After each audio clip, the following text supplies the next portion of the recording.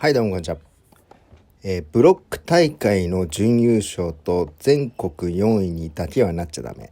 はい、よろしくお願いします。もうね、ほんとなっちゃいけないんですよ。これだけはもう勝つしかないんです。もうなんだったらね、都道府県のみんなにちょっと反感買います。はい、よろしくお願いします。今回はですね、これね、バウンドテニスアカデミーのなんつうんですかね、もう恒例行事にしたいと思います。全国の3位決定戦、今回もやりたいと思います。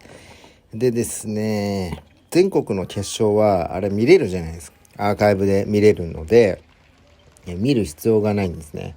まあありますけど生で見たい方は全然見てもらっていいんですけど、で3決はね、すごい試合しててもね、一切記録に残んないということで、私が責任持って残したいと思います。はい。